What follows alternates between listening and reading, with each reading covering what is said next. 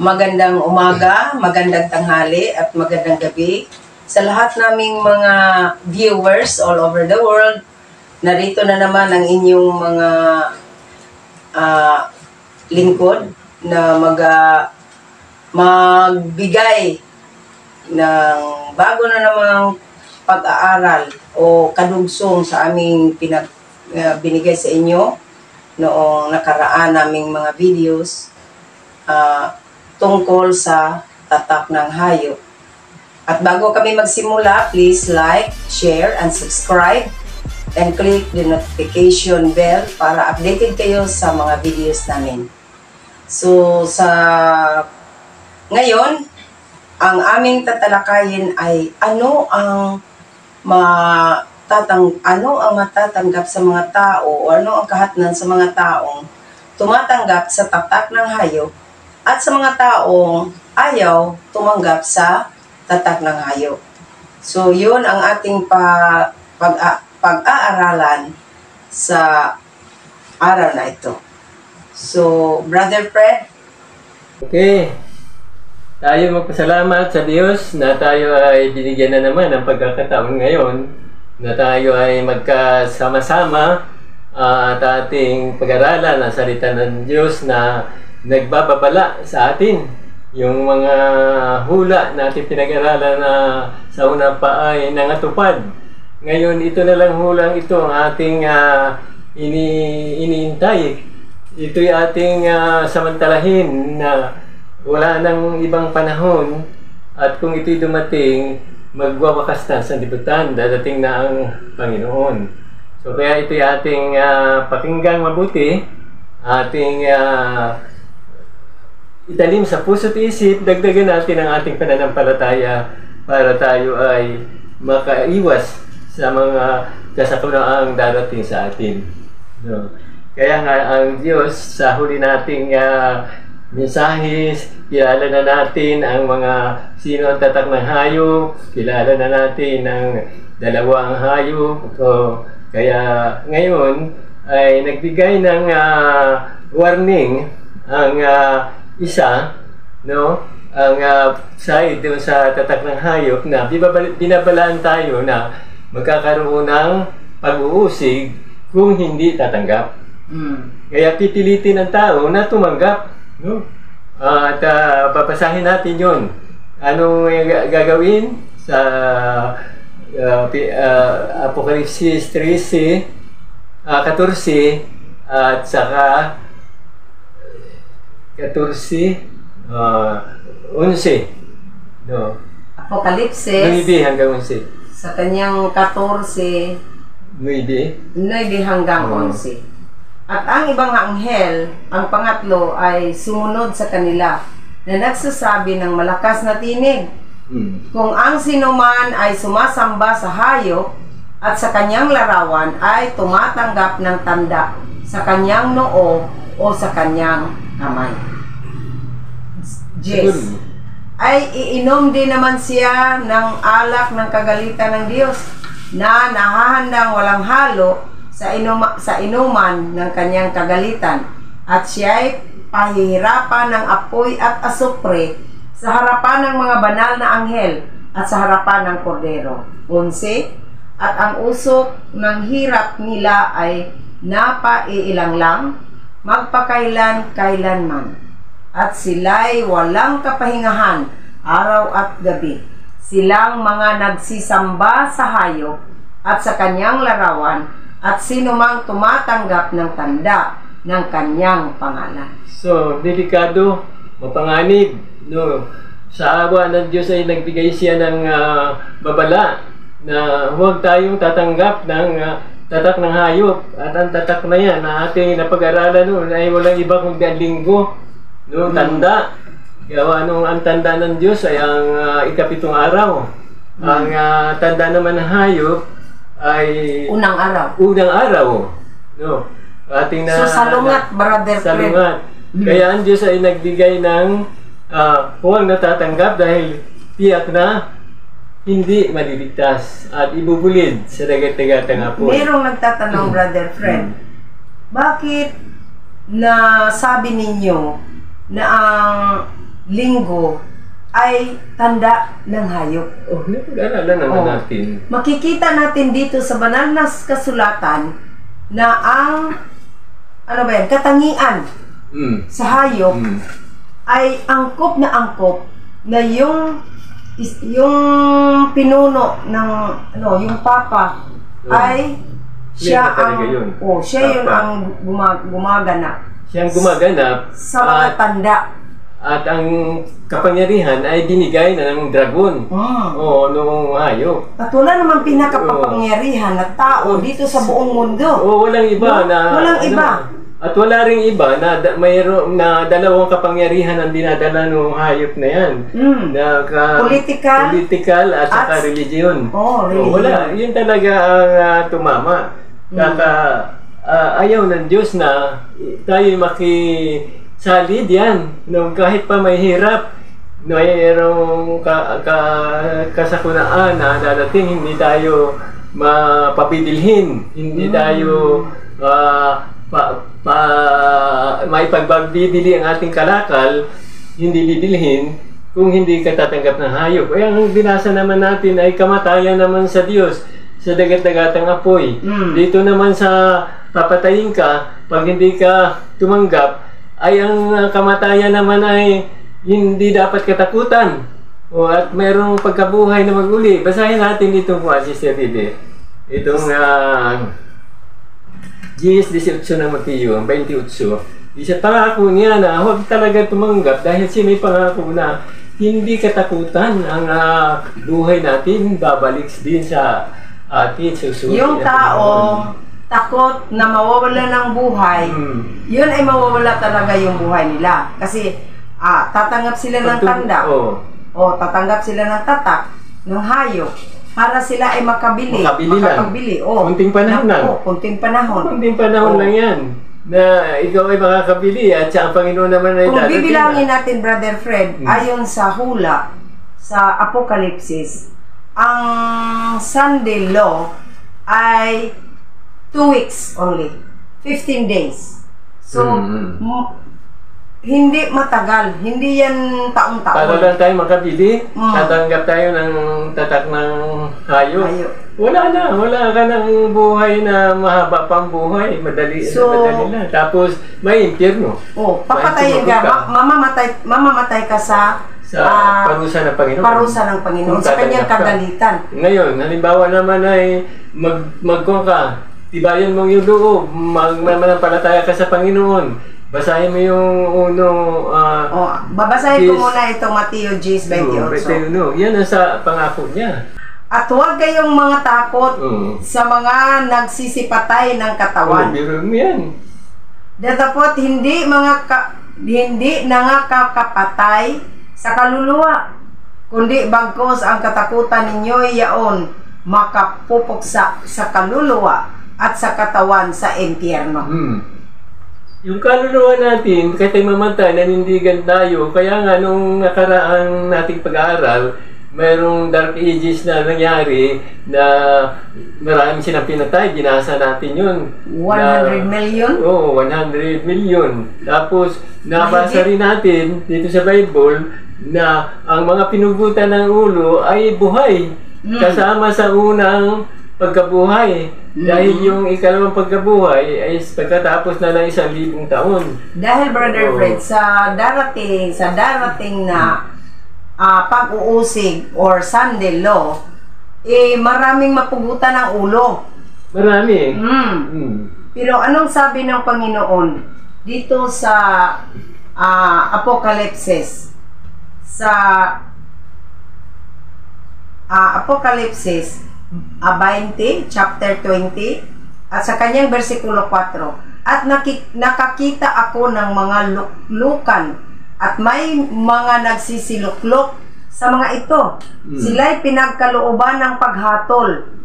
At nakita ko ang mga kaluluwa ng mga pinugutan ng ulo. Dahil sa patutuo ni Jesus at dahil sa salita ng Diyos, yung salita ng Diyos ay kanilang sinusunod.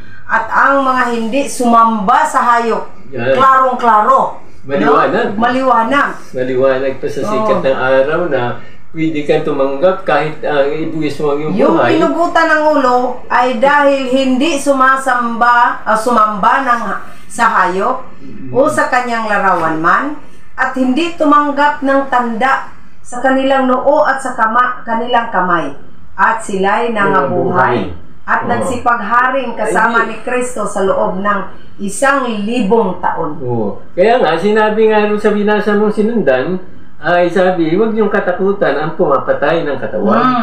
Kaya magka-part siya sa talatang yan na, manindigan lang tayo hanggang kamatayan. Basahin mo yung Apokalipsis 2:10. No? Apokalipsis 2:10. Dagdag pa rito sa witness. Okay. Na Apokalipsis, sa kanyang kapitulo 2, versikulo 10. Huwag mong katakutan ang mga bagay na iyong malapit ng tiisin. Narito malapit ng ilagay ng dyablo ang ilan sa inyo sa bilangguan upang kayo'y masubok. At magkakaroon kayo ng kapighatiang 10 araw. Magtapat ka hanggang sa kamatayan at bibigyan kita ng putong ng buhay. Hiruin mo yun? Napakagandang pangako, no? Sabi ay, ikaw talaga iusigin ng dyablo dahil yung nasa likod ng Papa ay dyablo. Bukod pa sa roon, dito inihulog ng Panginoon yung 1/3, tertio parte ng angel, kaya dumami na dito ang mga masasama. Kaya ang mga tao naman nadadaya. Kaya ito'y pag-ibig. Itong mensaheng ito, pag-ibig ng Diyos na makaiwas, maligtas. Ang hayop ay binigyan ng kapangyarihan ng dyablo. Kaya siyang ano yung sinabi dito, huwag katakutan, ating ulitin, huwag mong katakutan ang bagay na iyong malapit na tiisin. Narito malapit ng ilagay ng dyablo. Mag-ulit sila na papatayin yung hindi tatanggap ng tatak ng hayop. Dyablo ang ilan sa inyo sa bilangguan, huhulihin pa upang kayo'y masubok at magkaroon kayo ng kapighatian. Pagtitiis talaga. Si Kristo nagtiis, kaya magtiis din tayo. 10 araw, magtapat ka hanggang kamatayan at bibigyan kita ng putong ng buhay. Kaya nga, kahit mawala yung ulo, pagkabuhay na muli, susuli din. Susuli din yun, nagtapat ka at ang Diyos ay makapangyarihan na magbigay ng buhay. Kaysa, tumanggap ka ng tatak ng hayop na kunting panahon lang, ay sabi ng Panginoon, ibubulid ka sa dagat-dagatang apoy. May isa pa, Sister Ridy, Marcos 8:34 at 35. Marcos 8:35 hanggang 38. Sapagkat ang sino mang mag-ibig iligtas ang kanyang buhay, ay mawawala nito. At ang sino mang mawala ng kanyang buhay dahil sa akin at sa Ebanghelyo, ay maililigtas yaon. Napakaganda. Yung gusto mo mabuhay para makabili, kunti na lang panahon. Ay sabi sa atin, siya ay tatanggap na lang ako ng tanda ng hayop kasi wala na akong makakain. Nagutom na. Alam mo, kabataan natin. Alam niyo, kung mababasa ninyo, nabasa ninyo si Elias, nagutom doon sa ilog ng Carmel pa yun, na tinusik siya ni Akab na hari at papatayin. Daroon siya doon, hindi na siya makaalis. Dinalan siya ng ibon. Dinalan siya ng ibon, uwak ng pagkain. Kaya, ito yan ang sample na kahit hindi tayo makabili, ay tayo ay bibigyan ng pagkain ng Panginoon. Bibigyan tayo. Kaya, ang sabi rito sa Apokalipsis kanina, magtapat ka hanggang kamatayan, bibigyan kita ng putong ng buhay. So, napakaganda po, mga kapatid, mga magulang, at mga kaibigan, na ito talaga yung mangyayari. Maliit na lang panahon sa atin sa mundong ito. Kaya nga nangyayari ngayon yung pagira-gira, isa na yan sa sinabi ni Kristo na iyan yung magaganap, malapit na akong bumalik. Kaya ating kung ito pangako na Panginoon, huwag tayo tatanggap. Filipos 1:21. Yun daw, pag inibig mong buhay mo, mawawalan ka ng buhay. Kailangan, ay dahil sa Kanya, namatay, muling mabubuhay. Ayan. Kaya sabi sa Filipos, ating pakinabang, pag hindi tayo tumanggap sa tatak ng hayop, anong pakinabang ang sinabi ni Pablo? Filipos, Kapitulo 1:21. Okay, ito. Sabi ng Diyos, sapagkat sa ganang akin ang mabuhay ay si Kristo at ang mamatay ay pakinabang. Pakinabang pala yung mamatay ka? Pipiliin mong susunod o gumaganap sa mga salita ng Panginoon, kayo ay mabubuhay. May pakinabang, mabubuhay. Yun. Ang pampalabsigla, dahil nagbabala nga ang hayop, na yung ikalawang hayop, yan yung Amerika. Napag-aralan natin. Tapos ay ginamit yan ng Papa. Dahil ang Papa ay wala siyang mga armor, wala siyang mga missile, wala siyang mga armas. Ang Papa ay kinaibigan niya yung US, ayon sa ating napag-aralan, at yun ang ikalawang hayop. Kaya yan ang mag-uusig. Ngayon, ang sabi ay, magtapat ka hanggang kamatayan. At yung namang gusto mabuhay, para makabili, ang sabi, mawawalan ng buhay. Pero mga ng Panginoon yan, babala sa atin at saka pampasigla na yan talaga ay dadating. Ang tatak ng Diyos, ang tatak ng hayop ay basahin natin ito at maikli lang naman ito. Para to. Ang linggo ay tanda ng aming kapangyarihan. Ang simbahan ay nakahigit sa Biblia. At ang paglilipat ito, ang araw ng Pangilin ay katibayan ng katotohanan ito. The Catholic Record, London, Ontario, September 1, 1923. Sila ang nagpapatutuo din na talagang yan ang tanda ng kapangyarihan, ay anong tanda ng kapangyarihan ng Diyos. So, kung ang tanda ng hayop ay, ang tanda ng Diyos ay araw. Araw. Ezekiel 20, 12, hanggang 12 at 20. Ngayon, ang tanda naman ng sa kanyang opponent o sa kanyang kaaway ay araw din. Kasi lagi niya yung pinapantasan ang mga ginagawa ng Diyos. Sabi sa 1:1, yan na yung ama ng sinungaling. Juan 8:44. Di ba sa pulpa doon sa Eden, sabi ng Diyos, Adan, iba, huwag kayong makakakain kayo sa Genesis 2 ng lahat ng makakain dyan. Sa Eden, ang dami ng bunga dyan, ang daming makakain, pero huwag mong pakalman yung isa. At yan ay bawal ko sa inyo, dahil pag kumain kayo niya, kayo mamamatay. Anong sinabi ng sinungaling? Hindi kayo mamamatay. Sinungaling. Kaya ngayon, idinidiin nila yung linggo kasi sinungalingan. Wala sa Biblia yan. Hindi mababasa. Kahit kunti na pahintulot na ang linggo ay siyang pangilin o pag-araw ng pagsamba.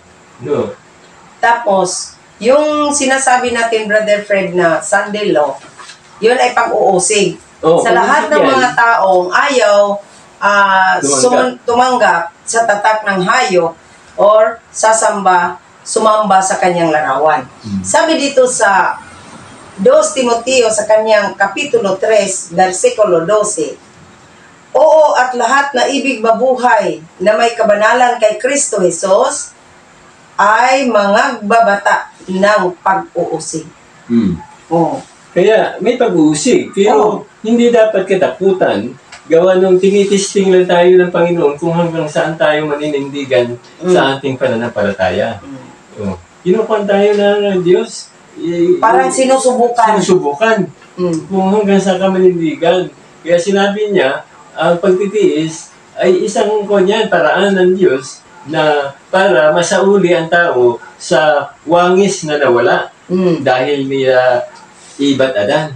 Kaya mapasasauli tayo ay mayroon tayong paghihirap. Halimbawa, tulad sa ginto. Ang ginto ay idadaan sa apoy para makita yung tunay na ginto. Ang kadalisayan. Oo, kadalisayan at saka kaningningan. O ganun din ang Kristiyano, pinabayaan na ba yung masubok sila at kung hanggang pagtitiis nila, matapos ang pagtitiis, magiging dalisay. Magiging banal. Magiging dalisay. Yan, so, nabasa natin kanina, Brother Fred, na yung sumamba at yung tumatanggap, ay iinom. No? Iinom siya sa alak na kagalitan ng Diyos. So, kaya nga may pampasigla sa Panginoon. Kaya, sa inuman ng ikanyang kagalitan. Yung inumin na yan, doktrina yan. Doktrina. Yung mga mali na doktrina na hindi mababasa sa Bible or sa banal na kasulatan na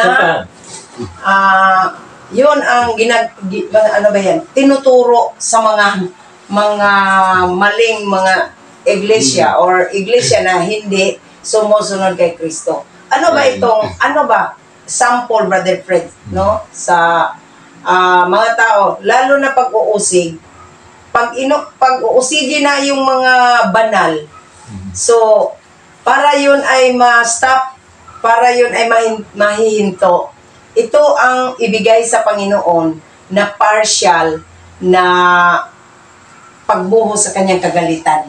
Okay. Sa Apokalipsis sa kanyang kapitulo 16, versikulo 1, at narinig ko ang isang malakas na tinig na mula sa sanktuaryo na nagsasabi sa 7 anghel, humayo kayo at ibuhos ninyo ang 7 mangkok ng kagalitan ng Diyos sa lupa. So, ang 7 plagues pala ay isa sa pagbuhos ng kagalitan ng Diyos sa mga tao na ayaw o binawaliwala ang kanyang salita. At isa pa, pinahirapan nila yung mga banal. Pinahihirapan nila yung mga taong sumusunod sa pamamagitan ng pag-uusig. Kasi yung sandilo, Brother Fred, ay kung ating niyang saliksikin, ang tawag dyan sa Amerika, dahil ang Amerika ang second beast. So siya yun ang doon sa kanilang bansa, magsimula yung implementation ng sandilos. Tinatawag yon, mga mahal naming mga tagapagsubaybay, na blue laws. At may natunghayan kami na balita sa Amerika na nagsisimula ng gagawin na ang blue laws, no? Sa kanilang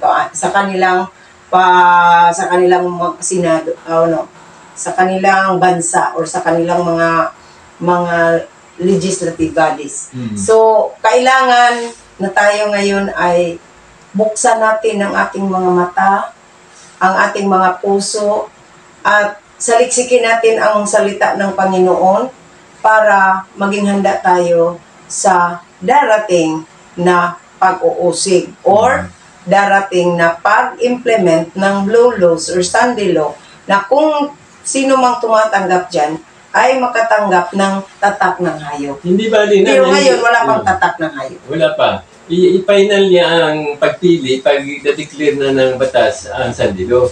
Yan na yung talagang kung diyan ka talaga, ibig sabihin, tinanggap mo talaga yung tanda ng hayop. Ngayon, hindi pa. Gawa nung wala pa namang batas. Wala pang batas. Para magkakasala na nilabag mo yun. At para ang tao naman ay makapagpili sa gusto or sa siya pipili ng kanyang destinasyon ng buhay. Siya yung at itong ating mensahe ngayon, Brother Fred, maalaala nila ito pagdating sa panahon na yun ay maganap na. Ay kaya nga ito ay pagsisisi. Pero maraming sa ating nakipag-aral sa atin ng Brother Fred na sila ay galit dahil hindi pa natutupad. So galit sila. Pero pag natupad Lalo na kung sila ay diehard sa kanilang religion. No? Gagawa sila. Yang willing sila sa linggo. Alam mo, kaya ina-adapt ng mga tao ng religion ang linggo. Gawa nung yan ay kakuha ng gobyerno. Sa gobyerno yung linggo, di ba? Yung mga simbahan. At saka yung mga mall, at saka yung mga pamahalaan. Ngayon, ay sarado sila sa linggo. Kaya nga, para bang Brother Fred, parang maluwag para sa kanila. Masaya. Masaya sila. Masaya sila dyan. Ngayon, ipipiliin mo naman, masaya ka, ay kung ikaw naman ay ibubulit sa lagat-agatang apoy. Dahil yan na may hindi banal yung linggo. Kaya tayo ay mag-isip-isip, mga kaibigan, mga magulang, na tayo ibinigyan ng babala ng Panginoon dahil marami nang ang hula na nangatupad. Ito na lang ang hindi natutupad. Meron akong babasahin, Brother Fred. Isang pagkakataon na lang. Sige. Sa Roma, kung ang tao ay ayaw nila, kung meron silang nadinig ngayon, ano ba yan? Pumasok dito sa tainga at lalabas dito sa kabila at baliwalain nila. Sabi dito sa Panginoon sa Roma, sa kanyang Kapitulo 2, versikulo 5. Datapwat ayon sa iyong katigasan at iyong pusong hindi nagsisisi, ay nagtitipon ka sa iyong sarili ng puot sa kaarawan ng kapuutan at pagpapahayag ng tapat na paghuhukom ng Diyos. Ng Diyos. Kaya huwag tayong tumanggap ng nag-iipon ka ng kapuutan, ng kagalitan ng Diyos. Doon talagang tututuhanin niya ng Panginoon. Marami nang nagdaang babala, ulitin natin, sinuwid, binabalaan na gugunawin ng tubig. Maraming hindi naniniwala. Ang naligtas, 8 lang katao. Tatawa lang sila, tuloy-tuloy lang silang saya-saya, masaya sa buhay, hindi nang dumating na nga yung bahay, ano pang magagawa nila. Huli na ang lahat. Huli na. Yan, ganyan ang pagsisisi. Kung sabi ni Cristo, Brother Fred, ang pagbabalik ng anak ng tao ay kahintulad sa kaarawan ni Noe. Ganun. No? Sila yung basahin mo yun. Okay. Sa Mateo 25, 24, 39. Okay, Mateo 24. So, ang nangyari sa doon ay mangyayari din sa ating Ecclesiastes naman yun. Sabi dito sa Mateo 24, 37 pala. At kung paano ang mga araw ni Noe, gayon din naman ang pagparito ng anak ng tao. Ito ang sinabi ko kanina. Yun, babala. Kay Noe, nagbabala siya, nababalaan ng tao. Sa 38, sapagkat gaya ng mga araw bago nagkagunaw, sila'y nagsisikain at nagsisiinom, at nangangag-asawa, at pinapapag-asawa, hanggang sa araw na pumasok si Noe sa daong.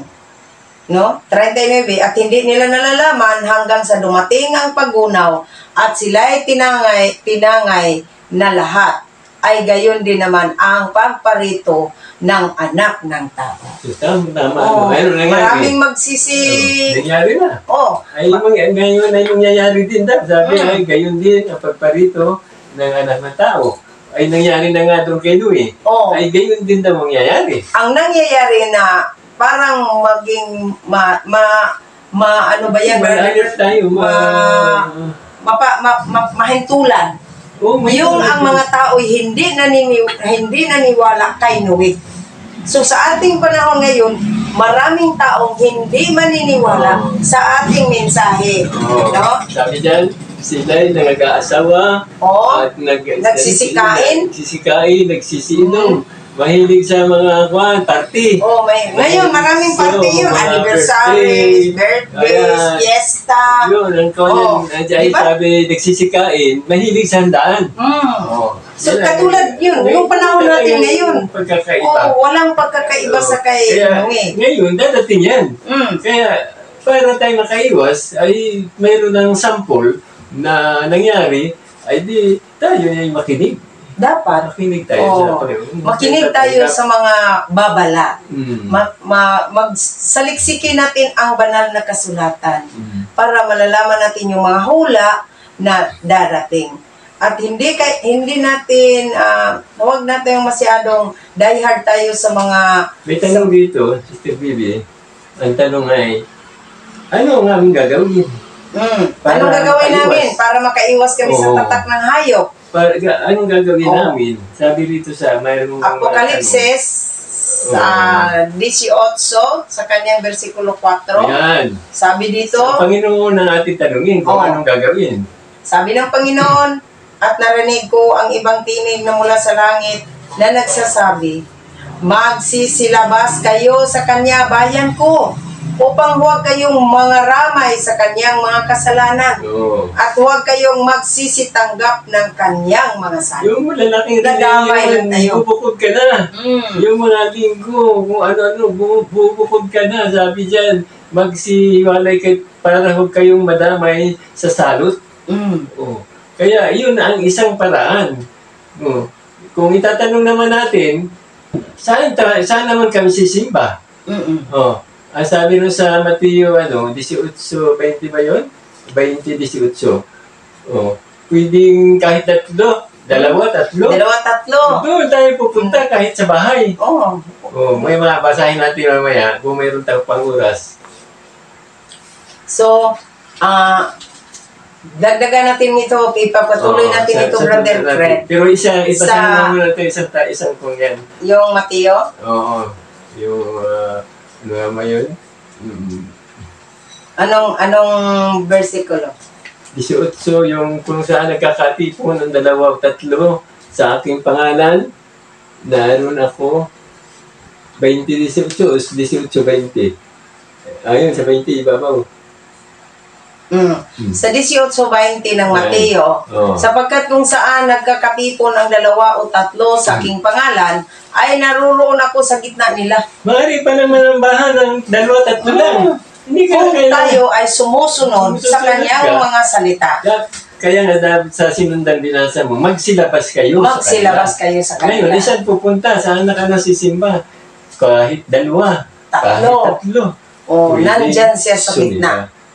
Matuwa tayo dyan, mga kaibigan. Kasi ang importante, Brother Fred, na sa ating pamumuhay araw-araw, ay ginagawa natin yung ikalulugod ng Panginoon.